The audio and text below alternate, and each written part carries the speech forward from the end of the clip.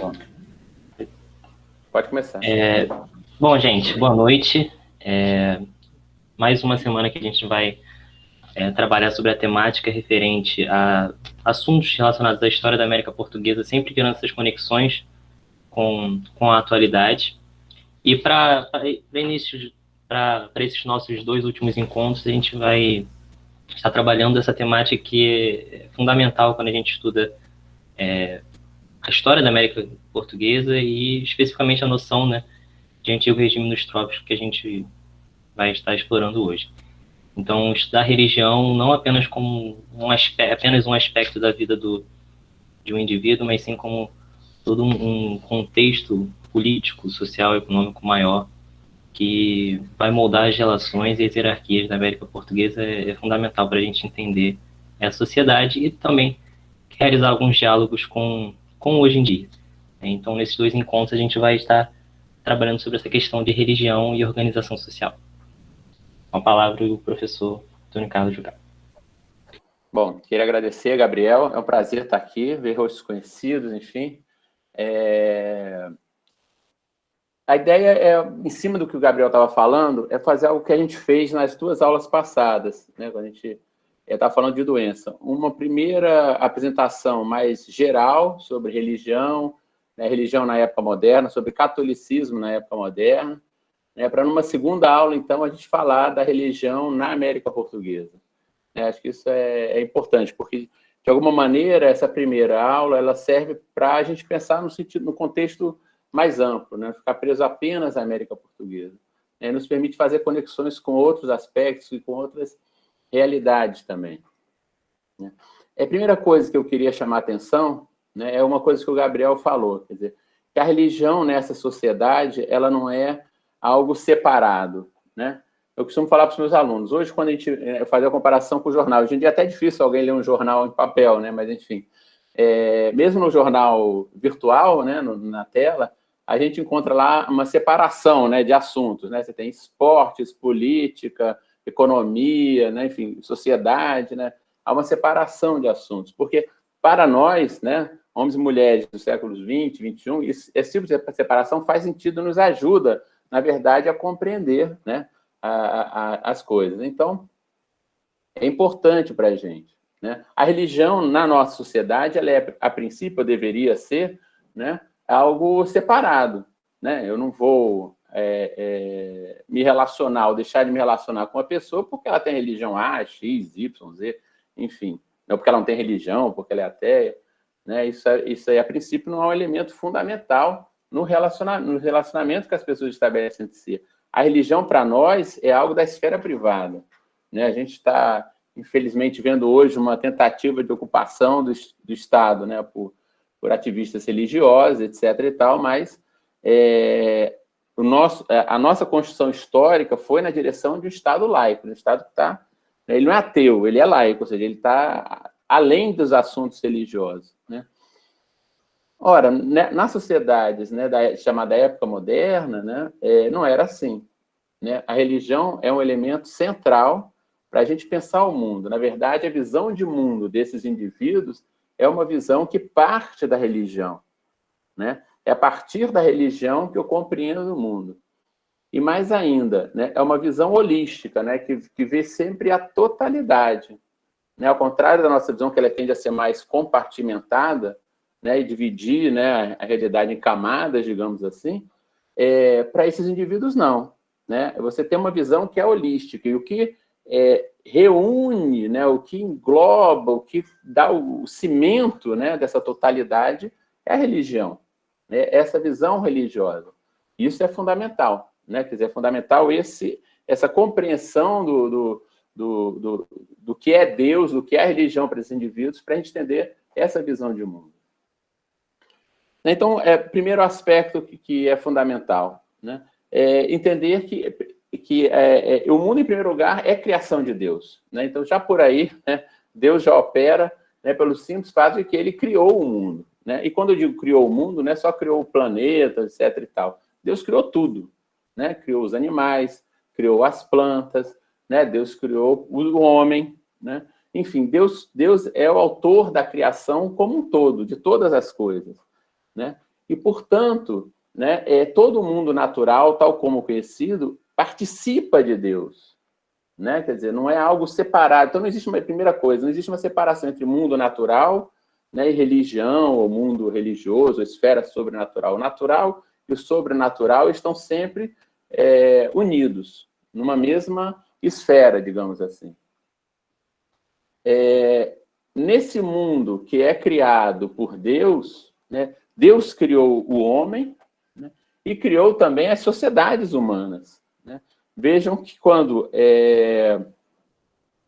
a gente analisa, né, a narrativa da Bíblia, as histórias da Bíblia, do Antigo Testamento, sobretudo, a gente vê como lá, né, a sociedade vai aparecendo, né, desde o primeiro homem da primeira mulher, né, as sociedades vão sendo paulatinamente moldadas por Deus. Né? E as características das sociedades, né, se elas são, digamos, boas ou virtuosas, pelo contrário, são pecaminosas, etc., se estabelece a partir da maior proximidade ou distância em relação a Deus. Veja que nós estamos falando de uma perspectiva cristã, né, claramente. Né? Então, a partir dessa perspectiva, a sociedade é, portanto, algo criado por Deus, reflete a vontade divina. Né? Então, não só o natural não está separado do sobrenatural, do religioso, mas o social também não. Né? Não há um social distinto. O social é, de fato, né, parte da manifestação da vontade de Deus. Isso quer dizer, então, que tudo é perfeito? Né? Que as sociedades são perfeitas? Claro que não. Né? Porque o homem não é perfeito. Né? Porque o homem é pecador. O homem se desvia de Deus. O homem se afasta de Deus. Né? O que gera problemas, o que gera brigas, o que gera conflitos, o que torna as sociedades imperfeitas é o pecado. Né? Ou seja, esse afastamento do homem em relação a Deus. Isso é um elemento central. Vejam que quando a gente falou nas aulas passadas sobre doença, né, eu chamei atenção para esse aspecto. As doenças, elas são vistas muitas vezes como resultado do pecado humano. Né? O sujeito, né, quando você tem uma epidemia na Bahia, né, o sujeito vai colocar a culpa da epidemia na grande quantidade de prostitutas que é na Bahia. Né? Quer dizer, não é porque as prostitutas transmitam a doença, não é isso, não é uma doença venérea, né? Mas porque as prostitutas são pecado, né? São uma demonstração, enfim, são a exposição do pecado. Então, ter muitas prostitutas mostra que essa é uma sociedade pecaminosa. Né? E, por isso, você tem a epidemia. Né? Quando você teve o terremoto em Lisboa, né, em 1755, veja, de meados do século XVIII já, né, teve um jesuíta maluco, Malagrida, né, que dizia que a culpa do terremoto era do Pombal, né, porque o Pombal estava perseguindo os jesuítas. Olha que o Pombal ainda não tinha expulso os jesuítas. Né? Mas o Malagrida, coitadinho, né, acabou na fogueira da Inquisição, né, porque o Pombal colocou o irmão dele como inquisidor-geral. Né? Então, Malagrida não teve uma boa sorte. Mas é por que eu estou citando isso? Né? Porque isso mostra exatamente essa percepção, esse vínculo, né, entre o desastre, entre a doença, enfim, e a ideia de pecado. Né? Então, esse é o elemento central. Nessa cosmovisão, vamos chamar assim, né, em que a sociedade, portanto, deriva de uma vontade de Deus, né, as características gerais das sociedades são também, né, resultado da vontade divina. Né? Nesse sentido, né, a desigualdade, a existência de desigualdade entre os homens, ela é naturalizada, ou poderíamos dizer, ela é divinizada, né, porque ela é vista como algo que é reflexo também da vontade de Deus. Né? Sempre haverá pobres. Né? Então, ter pobres, né, ter pessoas mais pobres, ter pessoas ricas e pobres, etc. e tal, não é algo ruim em si. Isso faz parte, né, do plano de Deus. E aí uma imagem que é muito cara, né, a essa perspectiva religiosa, né, é exatamente a ideia da sociedade como, né, a metáfora, né, da sociedade como um corpo. Né, a metáfora, a comparação entre a sociedade e o corpo humano. Né, isso é muito forte na segunda escolástica, principalmente. né, que vai predominar, né, em Portugal e, portanto, no mundo português, a partir do século XVI. E é muito interessante porque, vejam, você vincula um aspecto, digamos, natural, né, que é o corpo, né, o corpo humano, né, com um aspecto social, a sociedade. Mas tudo isso, né, o que interliga de fato tudo isso é Deus. Né? É o fato de que tudo isso é parte da criação, é parte da vontade de Deus. Né? E nessa metáfora, né, do corpo, da sociedade como um corpo, né, a gente vai ver que assim como o corpo, a sociedade é formada por elementos desiguais, né? Ou seja, a ideia de que o corpo tem elementos que têm maior ou menor nobreza. Né? Então, né, a mão é uma parte mais nobre do que o pé. Né? Tem partes que são nada nobres que nós escondemos, né? As vergonhas, né, que nós escondemos, nós não mostramos em público, etc. e tal. Né? Tudo isso, né, tem a ver exatamente com as diversas hierarquias do nosso corpo. Né? A cabeça, por sua vez, né, porque está no alto, porque por onde pensamos, etc. e tal, ocupa o lugar, né, mais relevante, o lugar de destaque nesse corpo. Só que a cabeça não existe sem os braços, não existe no sentido de que, né, não pode fazer nada sem os braços, sem as mãos, sem os pés, sem as pernas, enfim, sem o resto do corpo. Né? Portanto, vejam, né, aqui é a ideia de que o corpo, assim como a sociedade, né, é composto de diversos elementos distintos entre si, de nobrezas, né, ou de qualidades, melhor dizendo, distintas também entre si, uns são mais nobres, têm maior qualidade, outros são menos nobres, têm menor qualidade, né, mas todos igualmente importantes. Todos igualmente importantes no sentido de todos são necessários para o funcionamento da sociedade. Né? O pé pode ser menos importante do que a mão, mas se eu cortar um pé, né, vai ficar difícil andar. Se eu cortar os dois pés, né, se eu não tiver uma muleta, eu não vou conseguir andar. Né? Então, apesar da menor nobreza, todos os elementos do corpo, assim também, né, numa sociedade, né, do peão ou do servo, né, em Portugal, do escravo aqui na América Portuguesa, né, até o rei, né, que nessa representação é a cabeça, né, cabeça da sociedade, né, enfim, é o rei, né, todos são necessários, uns mais nobres, outros menos, mas todos são absolutamente necessários. Né? Então, vejam como confluem, né, esses diversos aspectos, né, o aspecto social, natural, tudo vinculado através da religião. Nessa perspectiva religiosa, portanto, né, não há, né, um universo, vamos dizer assim, sem Deus. Não há possibilidade de pensar o mundo sem Deus. Isso é muito forte na sociedade portuguesa. A gente vai ver que no século XVIII, quando, né, muitas sociedades europeias, notadamente a França, também a Inglaterra, você já tem o desenvolvimento de um pensamento, principalmente científico, né, não que sejam ateus, né, mas o pensamento científico consegue se estruturar fora, né, da religião, para além da religião, né, isso não se verifica em Portugal. Isso está presente nas pequenas coisas. Né? Eu sempre chamo a atenção, por exemplo, as embarcações. Né? Eu trabalhei na minha tese com um documento sobre embarcações no Rio de Janeiro, no século XVIII. As embarcações não têm nome. As embarcações têm invocação. Né? Então, se eu tenho um barco lá, uma sumaca, que eu vou para Angola, né? A sumaca não tem um nome, ela tem invocação, Santo Antônio de alguma coisa, ou Nossa Senhora da Conceição de sei lá o quê. Enfim, é sempre uma invocação, portanto, é sempre um santo, geralmente Santo Antônio, que eu vinculo aos barcos.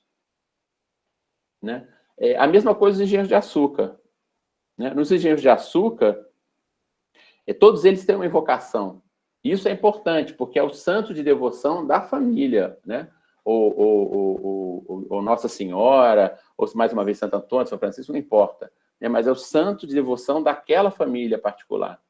Né? E aquele santo protege e abençoa, enfim, aquele engenho. Então, ele é fundamental, na verdade. Mais uma vez, não é algo distinto, né, separado. Até porque, enfim, nessa sociedade, a gente não tem economia, né, como nós entendemos. Né? Para eles, a economia como um elemento, né, de uma esfera autônoma, inexiste. Então, esse é o primeiro ponto importante, entender essa unidade, né, o que representa a religião. E como o mundo se estrutura a compreensão de mundo se estrutura a partir daí. Né? Ou seja, o mundo ele é compreendido a partir do meu relacionamento, né, com Deus, do meu relacionamento com o divino. Então, esse é o primeiro ponto que eu queria chamar a atenção. Segundo aspecto importante, e aqui a gente vai falar especificamente da Península Ibérica, né, e aí a gente tem que recuar um pouco. Né? A Península Ibérica vai ser invadida pelos árabes, pelos mouros, no século VIII, né, e só vai haver a expulsão final dos mouros, né, do fim do último califado, no final do século XV, 1492.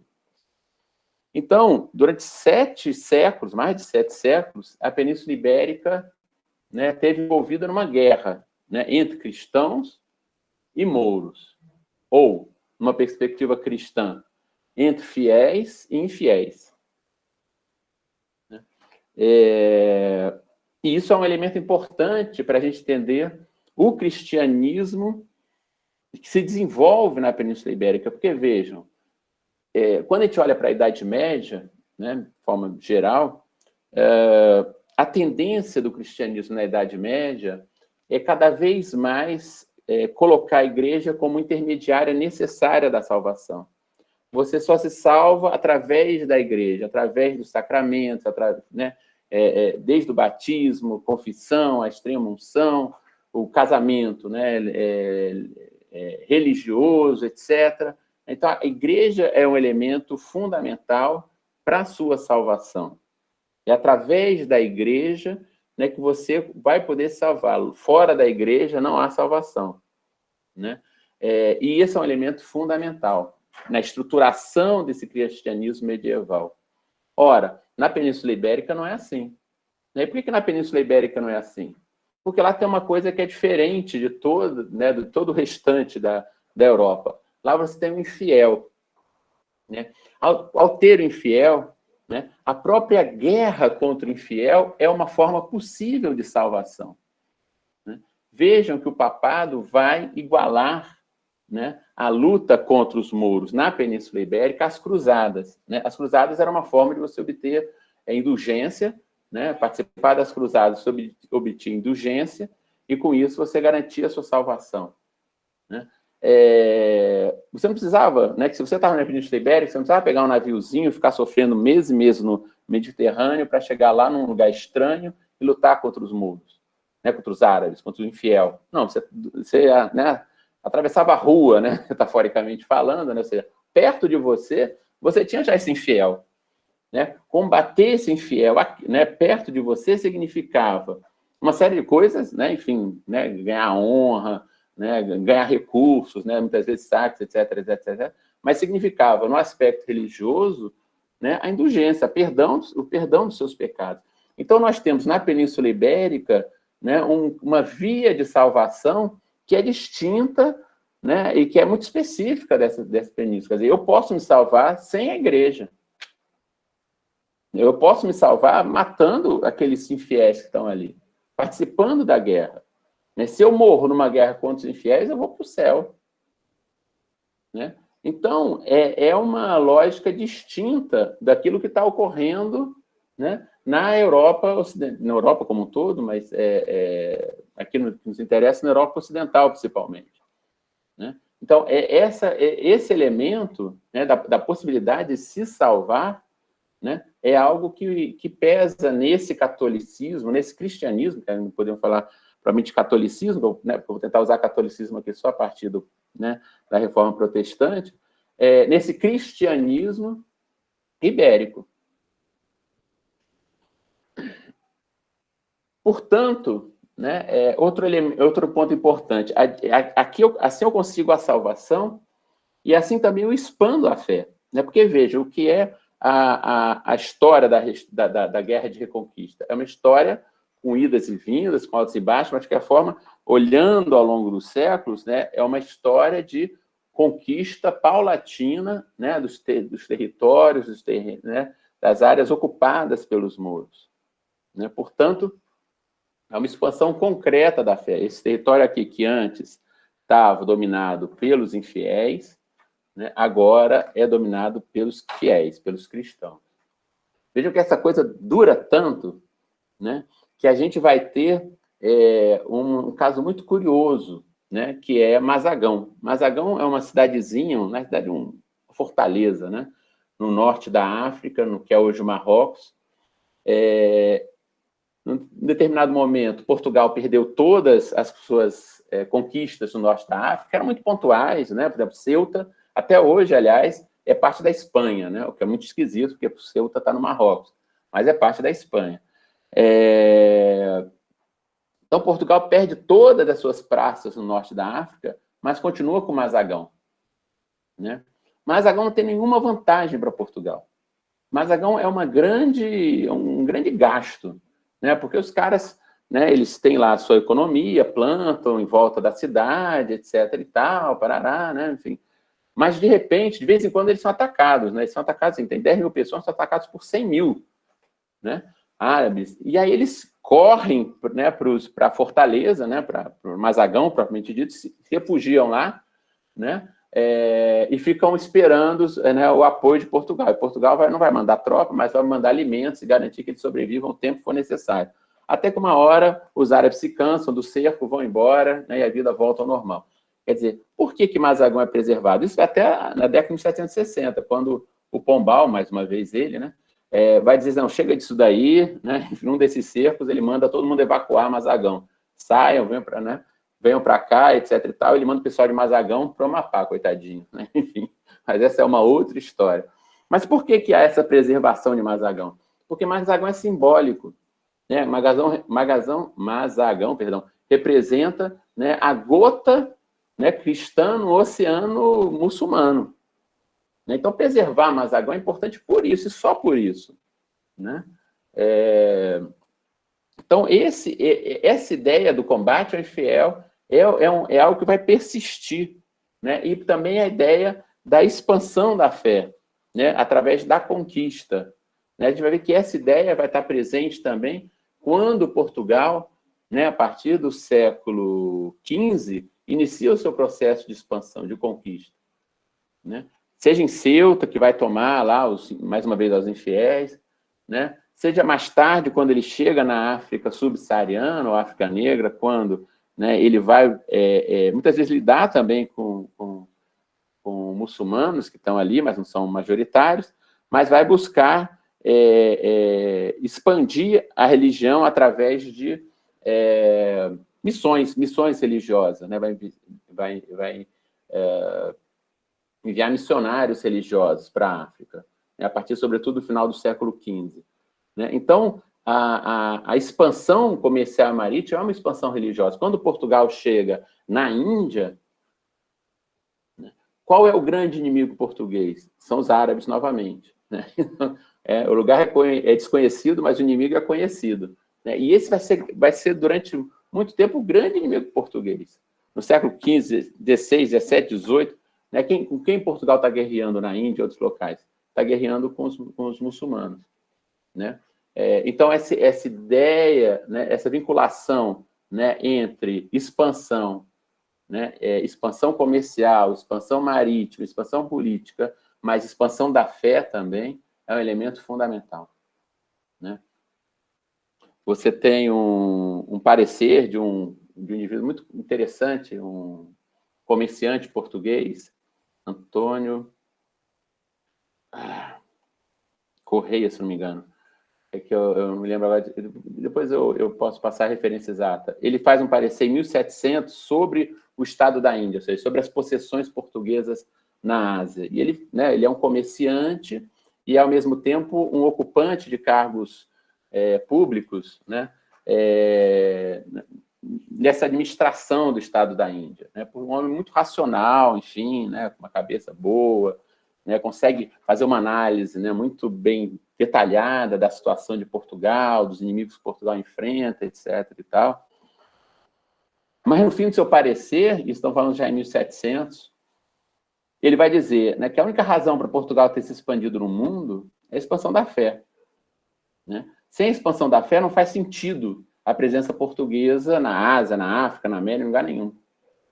Né? Então, esse é um ponto central, né, da argumentação. E isso, vejam, a gente tem que tomar muito cuidado para não achar, não, os caras, né, antigamente, né, mais na minha época, enfim, menos do que para vocês, né, a gente tinha uma literatura marxista muito vulgar, né, muito de nível muito baixo, né, colocava sempre as coisas como espécie de pretexto. Né, a religião é um pretexto, né, isso é falso, né, isso é só uma justificativa. Né, e não é nada disso, né, isso é, de fato, né, a forma como esses homens, né, como esses indivíduos pensam esse mundo, né, a forma como eles percebem a realidade. Então, a religião aqui é um elemento fundamental também nesse processo de conquista. Então, eu queria chamar a atenção para esses aspectos. Né? Um outro aspecto importante, né, quando a gente fala em religião na época moderna, é, obviamente, a reforma, né? A reforma protestante, né? Que vai marcar não só, né, os países, regiões, né, que se tornaram protestantes, né? Ou a França, que vai ficar mais ou menos no meio a meio ali, né? Mas vai marcar também os países católicos. Né? Quer dizer, por quê? Porque o catolicismo, né, uma vez desafiado, e agora desafiado de forma permanente, né, veja que durante a Idade Média você tem vários movimentos que às vezes são chamados de heresias, enfim, vários reformadores, etc., né, mas nada que chega, de fato, a abalar, né, a estrutura da igreja, enfim, a organização da igreja. Parará. Com a reforma, não. Né? Com a reforma, você tem um racha efetivo. Né? Quer dizer, parte do que antes era, né, católico, agora sim podemos usar o termo, né, se torna protestante, né, para você usar um rótulo, né, para os não católicos. Né? Então, isso vai marcar também o catolicismo, né? Não é só o protestantismo. O catolicismo precisa reagir a essa situação, né? Precisa se colocar frente, né, às críticas, né, frente às indagações, frente, enfim, aquilo que os protestantes, né, estão dizendo e estão criticando no catolicismo. Em geral, a gente vai chamar isso de contra-reforma, reforma católica, enfim, a gente pode chamar como quiser, né, mas acho que mais importante do que essa contra-reforma, vamos chamar assim, é o próprio movimento da igreja. Né? A igreja, de certa forma, precisa se refundar, né? Precisa se reorganizar para lidar com isso. Né? É importante a gente lembrar que, no caso, não só de Portugal, mas da Península Ibérica, né, nós não temos nenhuma penetração do protestantismo. Né? Não temos nenhuma penetração, quer dizer, Portugal não vai ter a presença, não ser muito residual, né, de protestantes, etc. e tal. Né? A mesma coisa a Espanha, enfim. Então, não há uma penetração neste sentido. Né? É um pouco nesse sentido semelhante ao que acontece na Itália também. Né? Como eu falei, a França é um caso à parte, que a França vai ficar meio que dividida ao meio. Né? Aliás, uma observação interessante, se vocês pegarem o mapa do Império Romano, né, lá no seu auge, lá para o século II, mais ou menos, depois de Cristo, e bater o mapa dos países que permaneceram católicos após o protestantismo, né, após a reforma protestante, vocês vão ver que mais ou menos coincide. Né? As regiões que eram controladas pelo Império Romano permaneceram católicas, as regiões que não eram controladas pelo Império Romano se transformaram em protestantes. Né? Enfim, mas isso é outra história. Não me perguntem a explicação, mas, né, Brodel diria que é uma realidade de longa duração, né? Longuíssima duração. Mas, enfim, o que é importante nisso tudo? Né? É essa reafirmação da fé católica, né, em relação à fé protestante. Né? Isso reforça, vejam, o aspecto missionário, né, da igreja como um todo, né, e reforça o aspecto missionário dos portugueses. Né? Quer dizer, embora você não tenha esse enfrentamento com os protestantes internamente, você vai ter isso no plano religioso para todos os católicos. né? Então, isso vai se colocar para Portugal também, né? E esse é um elemento importante na organização dessa igreja, né, a partir do século XVI. Mas eu queria chamar a atenção para alguns pontos, né, dessa divergência entre católicos e protestantes que me parecem importantes para a gente entender o catolicismo, né? A primeira coisa que eu chamaria a atenção, né, é a própria noção de salvação, né? Como o indivíduo se salva, né? Uma das bases da reforma protestante é a ideia da sola fide, né? Só a fé salva, né? Ou seja, a fé é a justificação pela fé. Você é salvo porque você tem fé, né? Deus já te salvou, né? Jesus já te salvou ao morrer, né? E a sua fé nisso, né, é o que te salva, né? Portanto, não são obras, não é o que você faz, é a sua fé que te salva, né? E aqui eu quero só citar para vocês um pequeno trecho, né, de São Paulo, né, na Carta de Romanos, que é o trecho que é utilizado, em geral, nessa justificativa, né? Quer dizer, são vários trechos, na verdade, principalmente das epístolas paulinas, né, mas é só um exemplo, né? Paulo está falando da distinção entre judeus e não judeus, né? Nesse primeiro cristianismo, né, que surge logo após a morte de Jesus, etc. Nesse primeiro cristianismo, você tem uma distinção importante, né, entre judeus e não judeus, uma pressão para aqueles que são de origem judaica, né, para que os que não são judeus, né, realizem os rituais judaicos, principalmente a circuncisão, né? E São Paulo, na carta aos Romanos, né, no capítulo 3, ele vai dizer: onde está, portanto, né, ele fala, né, que Deus morreu, né, que Jesus morreu por todos. E diz: onde está, portanto, o motivo para se gloriar? Foi eliminado. Por que lei? Pela das obras? Não, mas pela lei da fé. Porque julgamos que o homem é justificado pela fé, sem as observâncias da lei. Então, Paulo está falando aqui especificamente da lei farisaica, né? E de seguir ou não essa lei, né? E ele, apesar de fariseu na sua origem, né, ele vai ser muito claro, né? Quem é circunciso, fique circunciso. Quem não é circunciso, não precisa se circuncidar, né? E assim por diante, né? E outros elementos também ligados a restrições alimentares, etc. e tal, né? São Paulo vai ter a preocupação em dizer que isso não é importante. Mas aqui, né, é a ideia da justificação pela fé que eu quero chamar a atenção. Por outro lado, na epístola de Tiago, está escrito no capítulo 2, de que aproveitará, irmãos, alguém dizer que tem fé se não tiver obras? Acaso esta fé poderá salvá-lo? Se a um irmão ou irmã faltarem roupas e o alimento cotidiano, e algum de vós lhes disser: ide em paz, aquecei-vos e fartai-vos, mas não lhe der o necessário para o corpo, de que se lhes aproveitará? Assim também a fé, se não tiver obras, é morta em si mesma. Eu peguei esses dois trechos só como exemplos, né, dessas duas imagens. De fato, estão falando de coisas diferentes, né? Se a gente fazer uma análise mais cuidadosa do texto, estou falando de coisas diferentes. São Paulo está falando de obras muito específicas, né, que é basicamente seguir a lei farisaica. Tiago está falando de outro tipo de obra, obras de caridade, né? Mas, de qualquer forma, esse embate, se só a fé é necessária ou se é necessário obras, isso né, um embate central entre catolicismo e protestantismo, né? E isso vai fazer com que a Igreja Católica reforce exatamente a importância das obras, né? Isso é a primeira coisa que eu queria chamar a atenção, né? Ou seja, você se salva pela fé, né? Também, claro, você tem que ter fé, né? Mas não só pela fé, né? A sua fé tem que lhe fazer obrar no mundo, atuar no mundo de forma condizente com ela, né? De forma condizente com aquilo que Deus deseja para você. E você será julgado, né, por essas obras.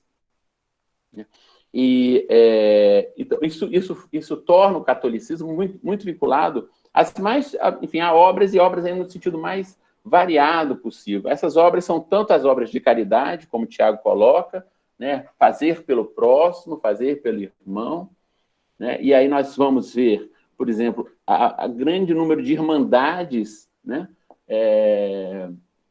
irmandades religiosas nas quais, né, os leigos, né, ou seja, os católicos não religiosos, vão atuar, né, geralmente no sentido exatamente de exercitar, digamos assim, a caridade, né, e é interessante, no caso de Portugal, nós temos uma irmandade muito específica, que é muito forte em Portugal e vai ser muito forte no Império Português, que é a Irmandade da Misericórdia, né, que é a irmandade responsável pelas Santas Casas. Enfim, até hoje, no Brasil, né, boa parte, né, dos hospitais que atendem a população em geral, mas que não são públicos, são Santas Casas. Né? Cada Santa Casa dessa está vinculada a uma irmandade, que é uma Irmandade da Misericórdia. Né? Então, a Irmandade da Misericórdia já nasce, né, com a finalidade de atender os mais pobres, né, os desassistidos, os doentes, os presos, os órfãos, né? Enfim, né, tem essa finalidade fundamental. E quem participa de uma Irmandade da Misericórdia? São os homens mais ricos, é a população mais rica que participa. Né? Portanto, a ideia de que você, né, que ocupa uma posição, né, para utilizar um termo português, cimeira, né, no topo da sociedade, você tem obrigações também. Né? E essas obrigações passam exatamente pelo exercício da caridade. Né? Outra irmandade, São Francisco, que não é tão poderosa quanto a Misericórdia, mas sim, São Francisco, a Ordem Terceira de São Francisco. Qualquer lugar, a Ordem Terceira é ocupada também pela nata da sociedade. Né? Também tem essa função. Outras irmandades fazem uma caridade aos próprios irmãos, né? As irmandades menos poderosas, que não conseguem muitas vezes, né, ter esse alcance, né, para fazer uma caridade pública, fazem caridade para os próprios irmãos. Né? Mas, de qualquer forma, é uma maneira de caridade, quer dizer, auxiliar aquele irmão que está passando fome, está numa dificuldade, etc. E tal. As irmandades de pretos vão se juntar muitas vezes, né, vão juntar recursos para comprar a liberdade dos irmãos, de alguns irmãos. Né? Então, é uma forma de caridade também. Né? Então, esse é o elemento. O segundo tipo de obra é a obra individual, é o estar no mundo de cada indivíduo. Né? É a forma como você atua no mundo, né? E que vai te levar a ser julgado. Né? Você vai ser julgado por essa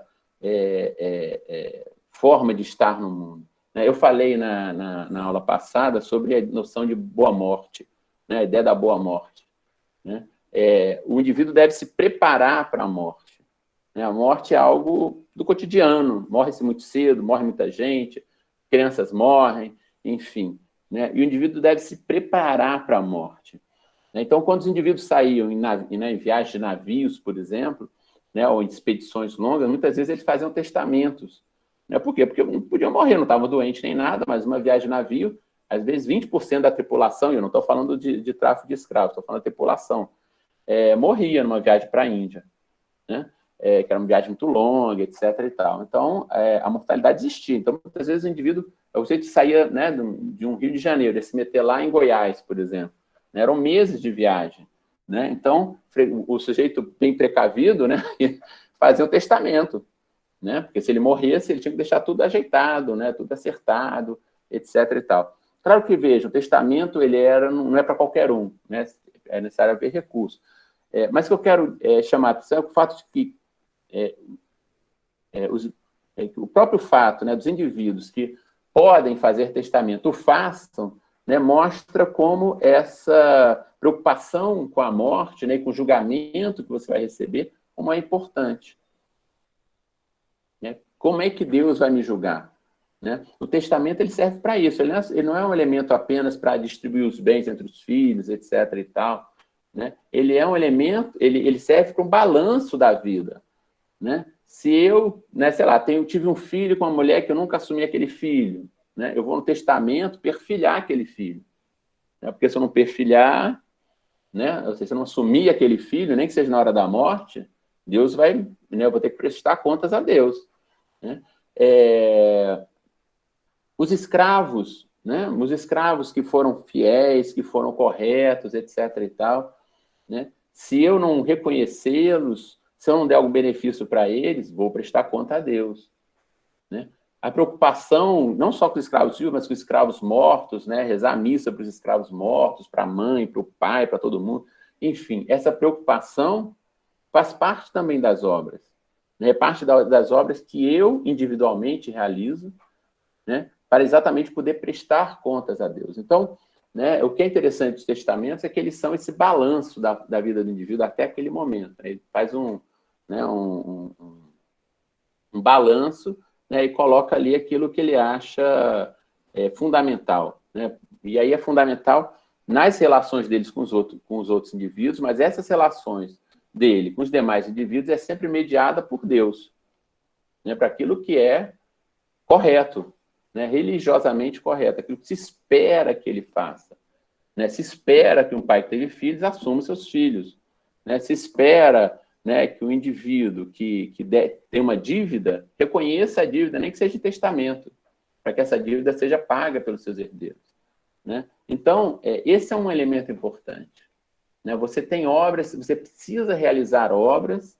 né, para conseguir a salvação.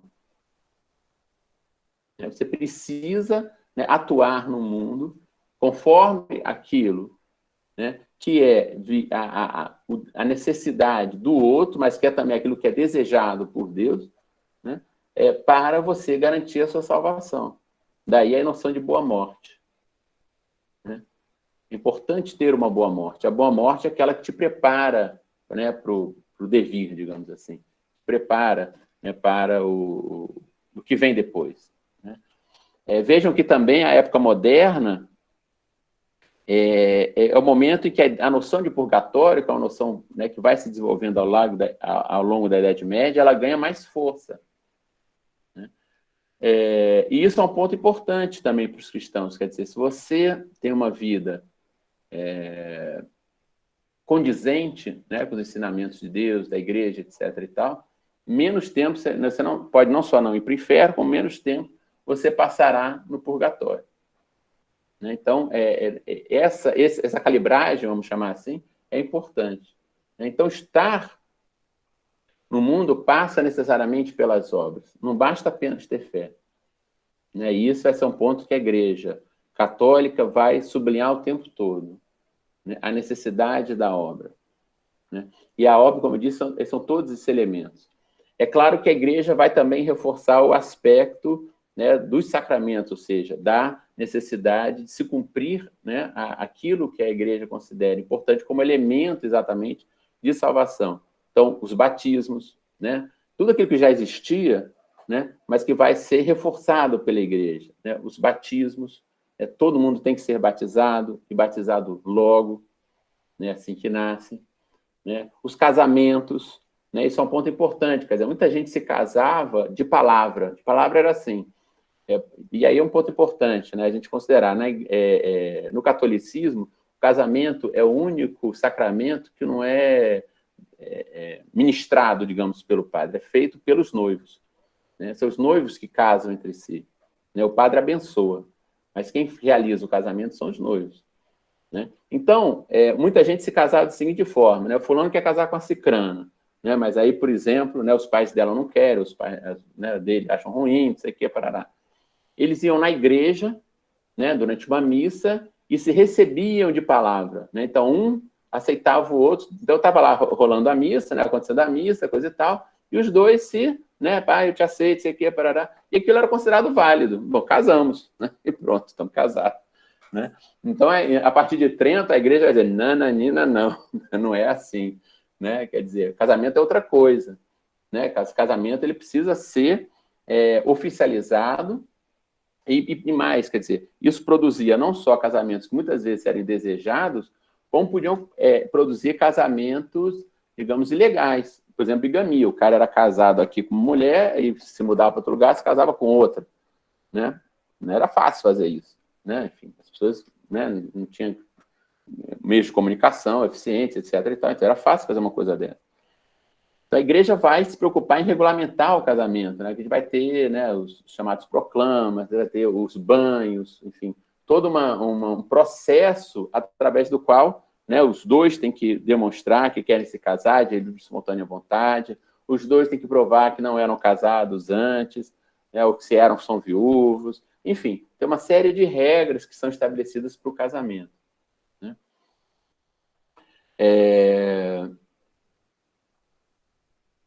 Outro ponto importante que a igreja vai reforçar, a importância da confissão, também sempre não, mas enfim, que já existia, mas a igreja vai marcar a importância da confissão como elemento também da, digamos, economia da salvação, né? Através da confissão, né, o indivíduo não só pede perdão, mas reconhece os seus pecados, né? E isso é um elemento fundamental. A gente vai ter uma série de manuais de confessores, né? Ou seja, manuais ensinando aos padres como fazer uma confissão. O que o padre tem que perguntar? Não é uma coisa assim, né, sentei ali, sou padre, sentei ali, vou perguntar qualquer coisa, né, deixar o cara falar. Não, o padre, né, enfim, é ensinado, né, a extrair, digamos assim. Primeiro, duas coisas, né? Por um lado, não cair, digamos assim, num fanatismo, né? Quer dizer, de achar que tudo é pecado.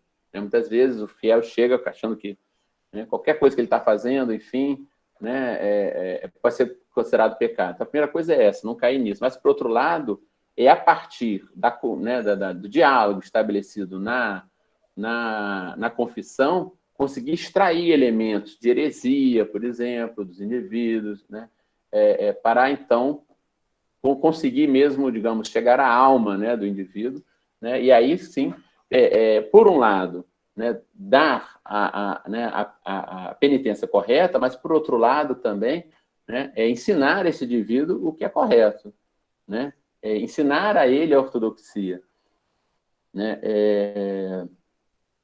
o Gruzinski, né, Sérgio Gruzinski, que é um especialista francês, né, enfim, mas em América Espanhola, né, ele fala sobre esse manual de confessores para a América Espanhola, né, e ele vai mostrar como há uma preocupação, por exemplo, de que os confessores buscassem extrair, né, informações dos sonhos, né, dos indivíduos. E é interessante, né, porque, né, a gente pode, né, eles não tinham noção de inconsciente, obviamente, né?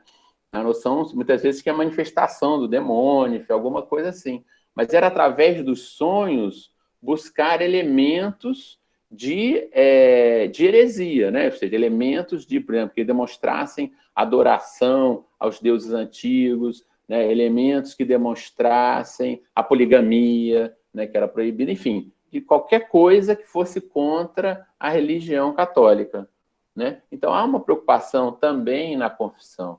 A confissão agora passa a ser feita de uma forma mais estruturada, digamos assim, visando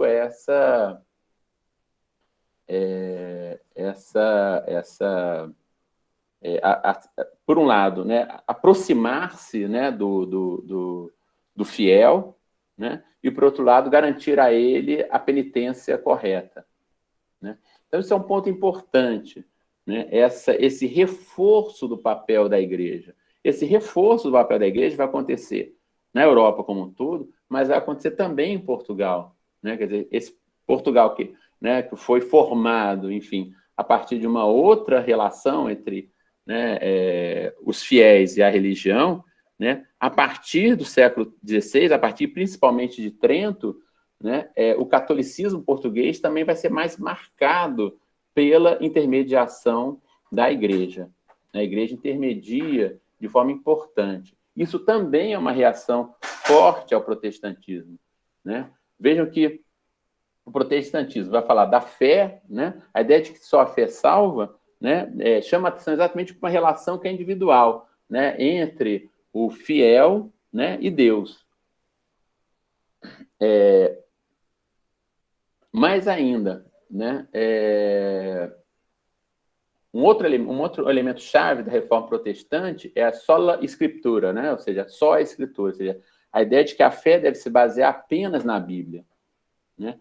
Ora, no catolicismo não é assim, né? No catolicismo, né, a fé se baseia, né, na Bíblia, sem dúvida, né, que é o elemento fundamental, mas também na tradição e no magistério, né? A tradição é exatamente, né, podemos denominar esse conjunto de reflexões teológicas, né, que vem ao longo, né, dos séculos, né, desde a igreja primitiva, né, fundada pelos apóstolos, etc., né, e que são e esse conjunto de reflexões teológicas que vem a partir daí, né, e que estão ligados também a um outro aspecto que é fundamental para a Igreja Católica, que é a sucessão apostólica, né, ou seja, a ideia de que os apóstolos deixaram homens como seus sucessores. Esses homens vão ser os primeiros bispos, os primeiros presbíteros. E esses homens, por sua vez, vão deixar outros sucessores, vão deixar outros sucessores, vão deixar outros sucessores. E assim você pode estabelecer uma linha entre os bispos da igreja, né, até os apóstolos, né? Todo bispo tem que ser ordenado por outro bispo, e por sua vez foi ordenado por outro bispo, enfim. Né? Essa ideia de sucessão apostólica ela é fundamental para o catolicismo, né? Portanto, é uma das marcas exatamente desse vínculo, né, no catolicismo entre a igreja, o fiel, né, e Deus. E isso vai ser reforçado, né? Então, o reforço dos sacramentos tem a ver com esse reforço da intermediação religiosa, vamos chamar assim. Então, isso é um ponto importante. Então, você tem, como eu falei, a tradição, né? E você tem o magistério. O magistério é a própria atuação da igreja no mundo. Quer dizer, é o fato de que esses bispos, padres, religiosos, etc., e tal, né, eles vão atuar, né, na igreja, vão atuar no mundo a partir exatamente dessa tradição apostólica, né, e dessa reflexão teológica que tem sua origem na Bíblia, mas que vai para além da Bíblia, né, que não se limita apenas à Bíblia. Né? Então, isso é reforçado. Né? A partir de Trento, esses aspectos são reforçados. Né? Então, você vai ter, por um lado, o reforço, como eu disse, dos sacramentos, né? E, por outro lado, o reforço do aspecto missionário da igreja. Né? E aqui a Igreja Católica sai com uma grande vantagem, né? A gente não pode negar. Quer dizer, Portugal começa a se expandir, né? Expandir para fora do seu território, uma expansão marítima, no século XV, sozinho. Né? A Espanha começa a expansão no final do século XV, né? Mas os países protestantes só vão começar a sua expansão, de fato, no século XVII. Né? A gente tem pouca atuação antes disso daí. Então, antes desse período. Né? Então, isso dá à Igreja Católica uma vantagem inicial. Né? Ou seja, a versão cristã, né? Ou seja, o cristianismo, que vai ser difundido no mundo, no primeiro momento, é o cristianismo católico. Né? Então, como eu disse, e aqui os jesuítas vão ser, sem dúvida, fundamentais. Né? Os jesuítas vão ser fundamentais porque são eles que vão, não só eles, né, franciscanos também, e outras ordens, mas principalmente os jesuítas, que vão levar, né, a palavra de Deus, vão levar a pregação religiosa pelo mundo, né, de uma forma impressionante, né, de uma forma impressionante. A gente vai ver que vamos ter jesuítas, né, no Japão, como é sabido, né, enfim, onde vai ter uma grande população cristã, que depois enfim, é perseguida, etc., na China, né, mas também no Nepal, por exemplo. Né? Você tem jesuítas que vão para o Nepal, vão viver no Nepal. Né?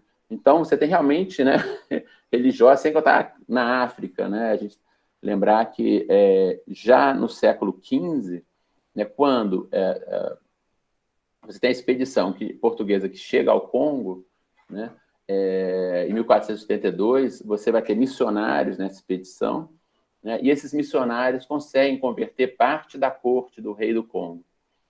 Né, e daí vai nascer o primeiro bispo negro, o primeiro bispo africano, não africano, mas enfim, negro, que é o filho do rei do Congo, que vai ser levado para Portugal, vai ser alfabetizado, né, em português, vai ser catequizado, etc. e tal, né, escolhe né, a vida religiosa, opta pela vida religiosa, vai ser bispo, né? Portanto, você tem essa difusão, né, religiosa importante, né, na África, na Ásia, coisa e tal, e também, é claro, na América Portuguesa, né? E aí eu chamo a atenção, né, para esse outro aspecto, né, o vínculo entre coroa e igreja. E esse vínculo, no caso de Portugal, é fundamental. Primeiro, claro, né, a gente sabe que, no aspecto mais geral, né, nós não tínhamos um Estado laico, né, aquilo que a gente está falando no começo, né, da apresentação, não existia, obviamente, né? Os reis eram, né, vinculados, e cada vez mais a gente vai ver que o padrão, digamos, adotado na Europa é que, né, a religião dos súditos é a religião do rei, né? Portanto, não há nenhuma separação entre igreja e Estado. Mas em Portugal isso tinha uma característica específica, né? Por conta daquilo que eu falei antes, né, da reconquista, do processo de reconquista, os reis da Península Ibérica, né, e, portanto, o rei de Portugal, conquistaram do papado, né, o direito do padroado. O que é o padroado? É o direito de nomear os bispos. Então, os bispos, vejam, o normal, né, na igreja é que o Papa nomeie os bispos, né? Em determinado momento um bispo ou morre, ou já ficou velhinho, vai se aposentar, etc. e tal, o Papa vai nomear outro bispo para aquilo dali, ninguém tem a ver com nada com isso. Em Portugal não era assim, né? E na Espanha também não vai ser assim, né? Ou seja, quem nomeia o bispo é o rei, né? Esse padroado é dado aos reis pelo Papa. Portanto, é uma vinculação diferente.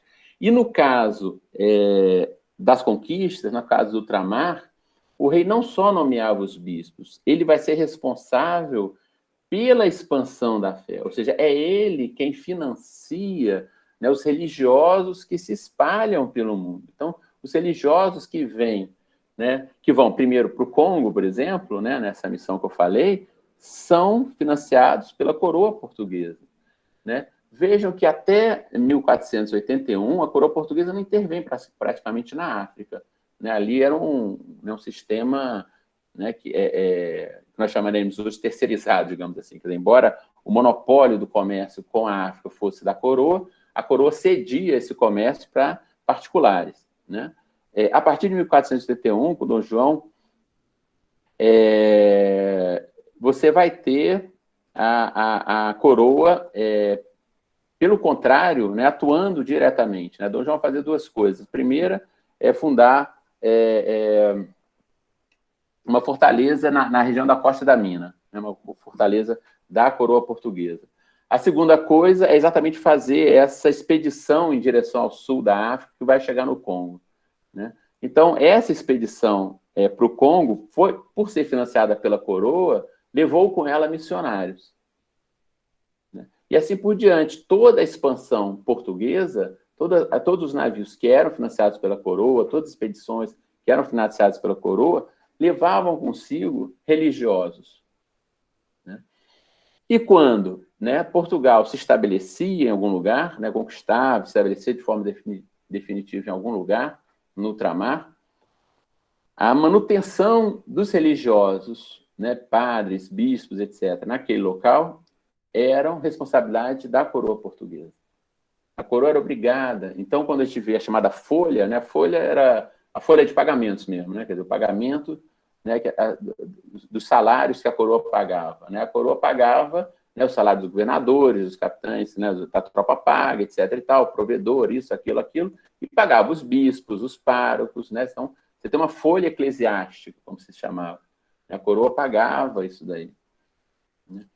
E em troca disso, a coroa vai arrecadar os dízimos, né? O dízimo é um imposto, né, cobrado pela igreja, né, que a igreja cobrava aos fiéis, mas que vai ser cobrado na conquista pela coroa, é a coroa que arrecada os dízimos, em troca exatamente de sustentar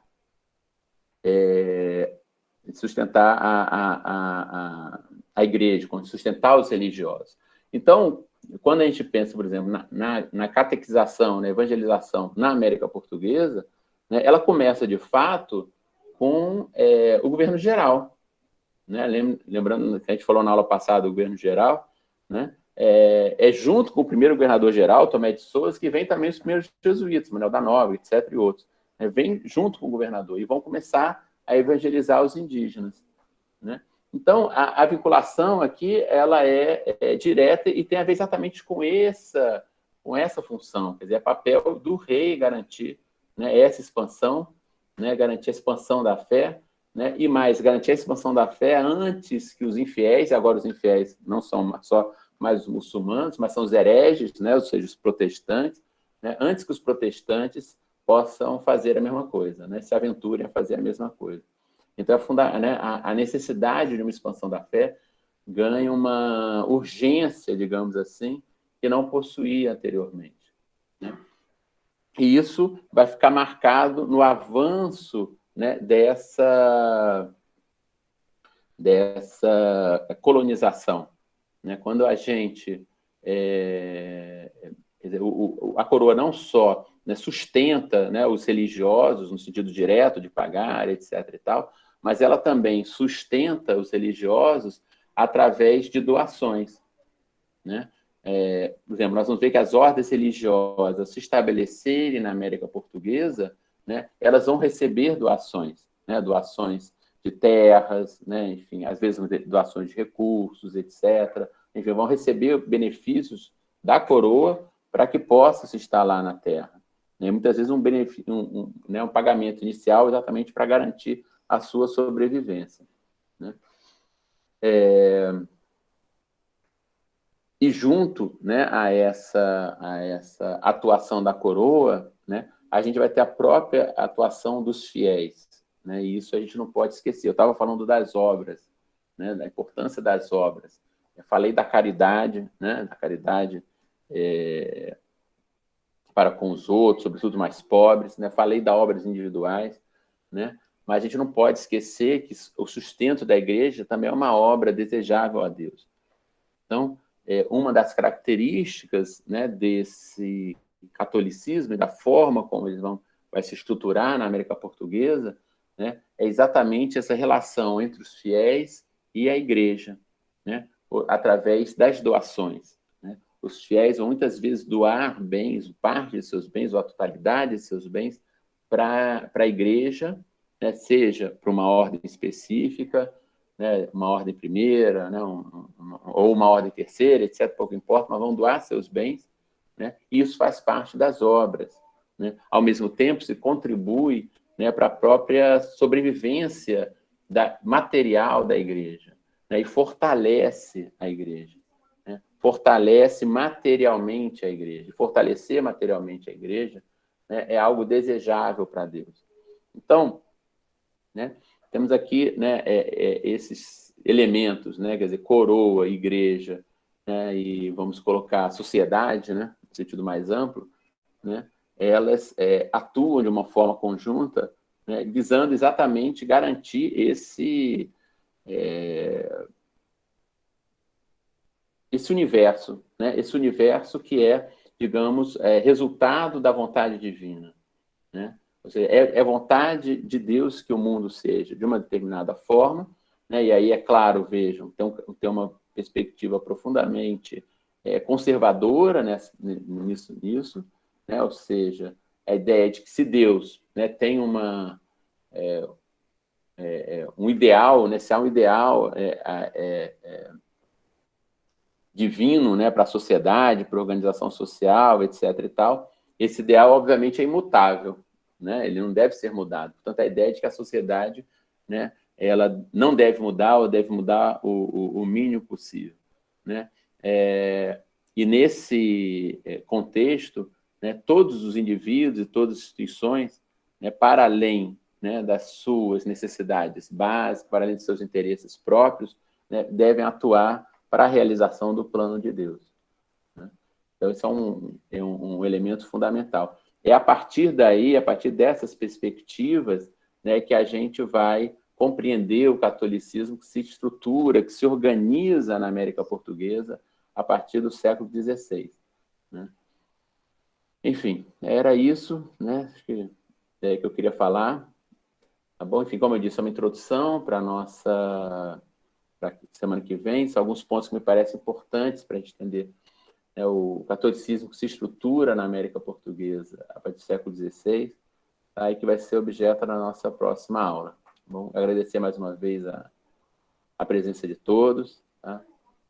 Obrigado. Oi, gente, boa noite. Então, vocês podem mandar as perguntas no chat, que eu falo para o professor e leio para ele. Professor, eu queria, antes de fazer uma pergunta, eu queria que você falasse um pouco sobre as Irmandades em Minas Gerais e a relação disso com a questão da quantidade de igrejas, que quando eu fui lá foi uma coisa que me chamou muita atenção. E aí eu queria que você falasse um pouco sobre isso. Tá. Eu vou falar mais disso na aula que vem, Bia, mas de qualquer forma, só para adiantar um pouco, como eu disse, as Irmandades, elas são, né, principalmente depois de Trento, claro que as Irmandades existiam antes, mas principalmente depois de Trento, elas são um elemento importante na vivência do catolicismo, né? É através das Irmandades que o católico leigo, né, ou seja, não religioso, que não é padre, madre, enfim, participa mais ativamente da igreja. Né? No caso específico de Minas, a gente tem que levar em conta que Minas não vai ter ordens religiosas, né? Vai ser proibida o estabelecimento de ordens religiosas, vai ser proibido, né? O estabelecimento de ordens religiosas em Minas Gerais, né? Então, você não vai ter jesuítas, beneditinos, enfim, franciscanos, nada disso lá. Então, as irmandades, elas são importantes também, né, para essa vivência, né? Já que não tem, só tem né, o clero chamado secular, etc., né? As irmandades vão ganhar uma importância central nessa organização. E dentro dessa lógica, a gente vê que as irmandades são sempre ligadas a um culto específico, né? E elas vão buscar construir igrejas para esse culto. Né? Geralmente as irmandades começavam com um culto no altar de uma igreja qualquer, né? E com o passar do tempo, né, o ideal de toda irmandade, isso, claro, nem todas conseguiam, mas era construir uma igreja própria para aquele culto. Tá? Então, a multiplicação das irmandades vai levar também à multiplicação das igrejas. Né?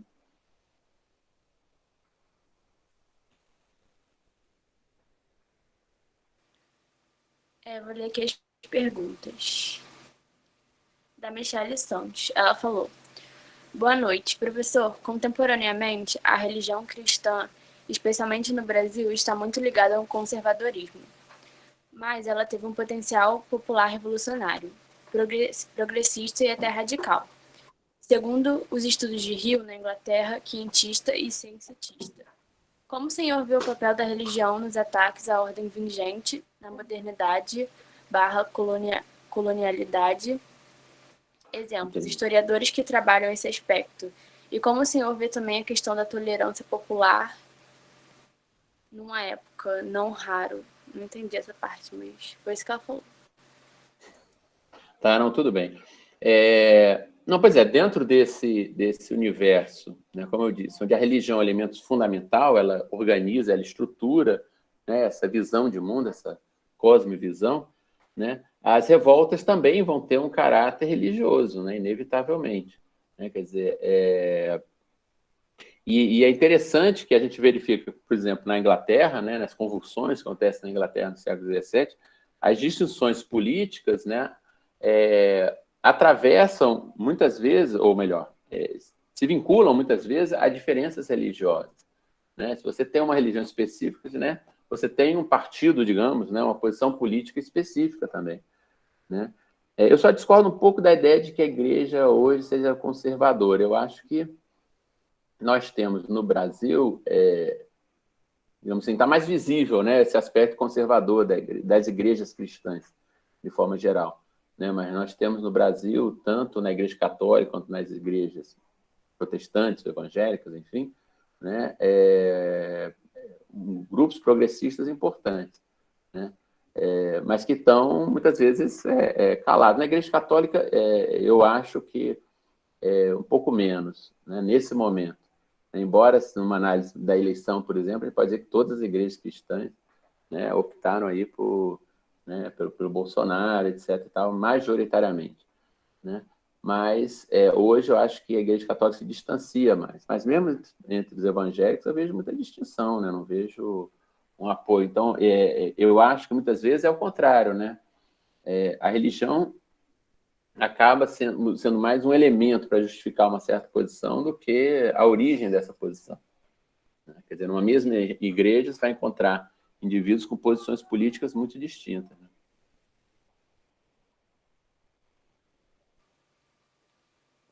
O Ian Almeida perguntou se você poderia comentar um pouco sobre a relação da religião e escravidão. Bom, eu vou falar isso, vou desenvolver mais semana que vem, tá? Aproveito e vou dando gostinho na boca de vocês. Enfim, mas há um vínculo importante, né, entre religião e escravidão, no sentido da própria importância, quer dizer, de como, né, a igreja, e falando da igreja católica propriamente dita, né, que é o que nos interessa para a América Portuguesa, como a igreja vai ver a escravidão. A escravidão vai ser uma questão, né, quer dizer, embora, né, a escravidão já sempre tenha sido conhecida, enfim, havia escravos na época de Jesus, etc. e tal, né, a escravidão em si não era uma novidade, né, a igreja, depois as igrejas, que não é só a igreja católica, as igrejas cristãs vão ter que se posicionar sobre a escravidão e sobre o tráfico de escravos. Né? O que elas acham disso, enfim, como é que elas se colocam em relação a isso. Né? E o vínculo que geral vai se estabelecer, né, vai ser da escravidão como, jamais como uma coisa positiva em si, né? Mas como, muitas vezes, um mal necessário através do qual você pode evangelizar os africanos. Né? Quer dizer, a escravidão ela pode ser positiva, digamos assim, a partir do momento em que eu consigo evangelizar indivíduos que, vivendo na África, jamais conheceriam a verdadeira fé.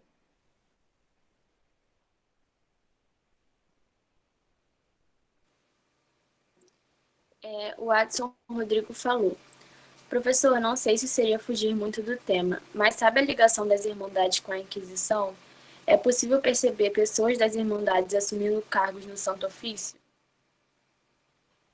Não há uma relação direta, né? As pessoas podiam participar das Irmandades e participar do Santo Ofício, mas não de forma direta, não há uma vinculação. Quer dizer, participar do Santo Ofício era um elemento de prestígio, né? Então, o sujeito podia ser, né, sei lá, irmão da Ordem Terceira de São Francisco e ser familiar do Santo Ofício, né? Mas são duas coisas distintas, digamos assim.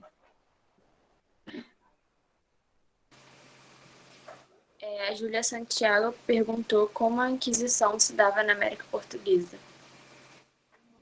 A gente vai falar disso na aula que vem. Eu prefiro deixar para a aula que vem. E ela perguntou também qual é a diferença entre a escravidão indígena e africana no que tange à utilização da religião católica. Boa. A escravidão africana, né, ela, como eu disse, está muito vinculada à ideia da evangelização dos africanos, ou seja, trazê-los para a América era uma forma de trazê-los para a salvação. Né? Ora, as populações indígenas já estavam aqui, né? Então não tinha que trazê-los para lugar nenhum. Por outro lado, né, portanto, a escravidão dos indígenas não tem a mesma justificativa da escravidão africana. Então, nós vamos ver que, frequentemente, né, setores da igreja, porque também a gente não, né, quando a gente fala igreja católica, não dá para falar muito uma unidade, né? A unidade é muitas vezes mais aparente do que real. Né? Setores da igreja, sobretudo jesuítas, vão se colocar contra a escravidão indígena, né? Por ser desnecessária, né, por um lado, e, por outro lado, por prejudicar a evangelização. O que é necessário é trazer os índios, né, trazer essas populações para a sociedade colonial, atraí-los, né, mas não necessariamente escravizá-los. A concessão que se faz para a escravidão de indígenas, mesmo entre os religiosos, é no caso da Guerra Justa, ou seja, né, indivíduos que eram atacados, né, lembrar que o primeiro bispo Sardinha lá foi comido, né, pelos índios, etc. e tal. Né? Nesses casos, né, uma guerra contra essas populações indígenas é justificável. Né? Em outros casos, não, atacar os índios previamente, né, sem tentar, né, estabelecer uma relação prévia com eles, pacífica, etc., isso era visto de uma forma extremamente negativa, né? E como pecado, de fato. Para os religiosos, mais do que um crime, isso é um pecado. Né?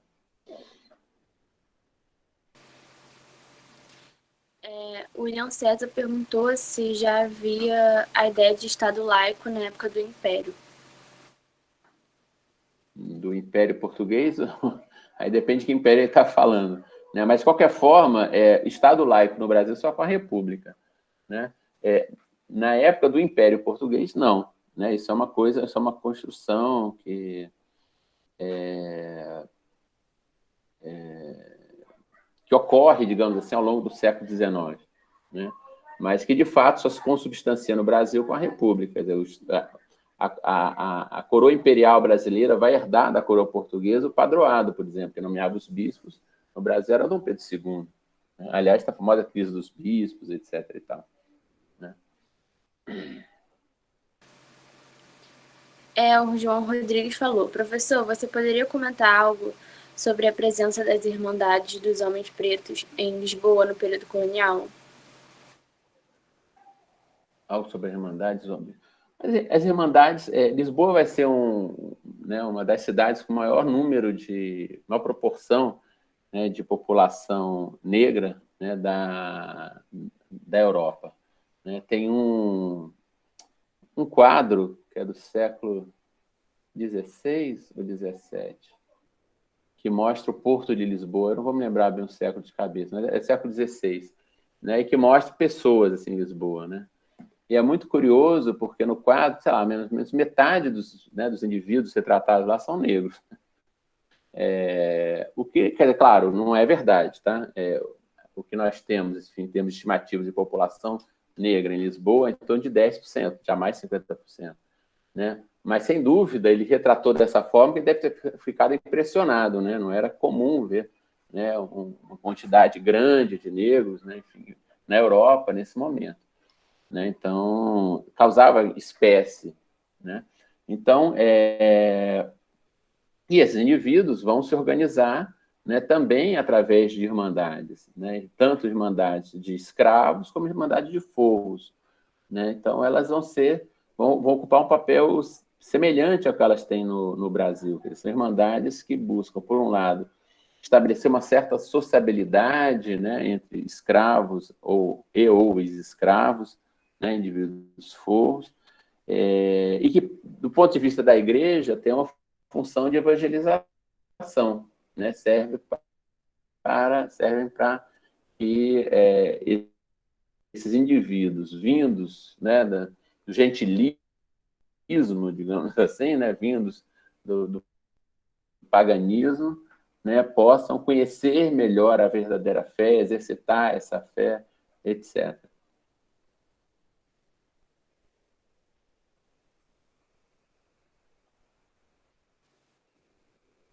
A última pergunta, da Michele Santos. Ela perguntou se o senhor conhece, concorda ou gosta da tese de Stuart Schwartz em Cada um na sua lei, tolerância religiosa e salvação no mundo atlântico ibérico.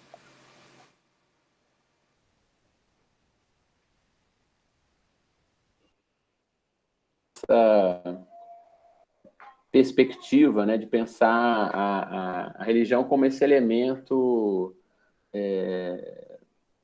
central na organização, mas eu queria entender qual é a tese exatamente que ela quer saber se eu concordo ou não. Você quer especificar-se um pouco mais?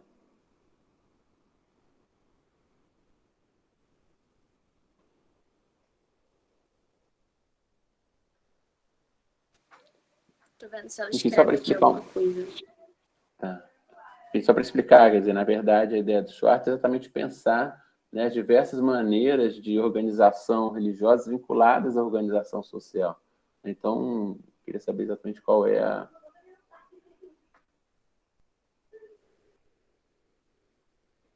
que tese ela está se referindo.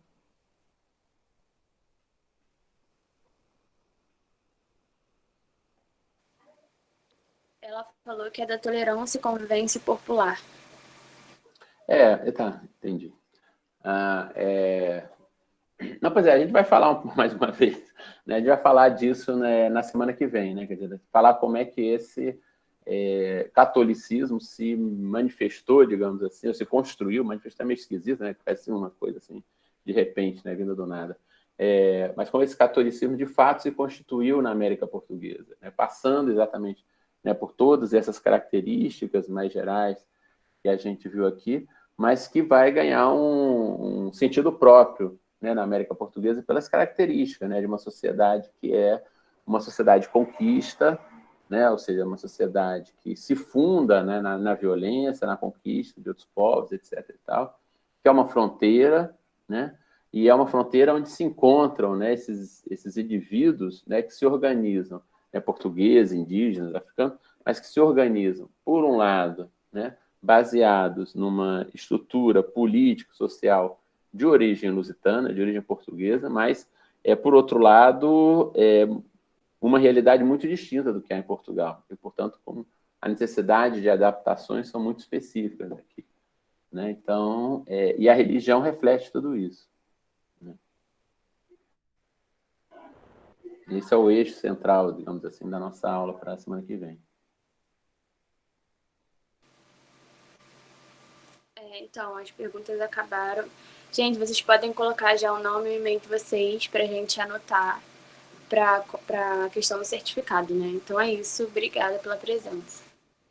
Obrigado a todos, gente. Obrigado aí. Até a semana que vem.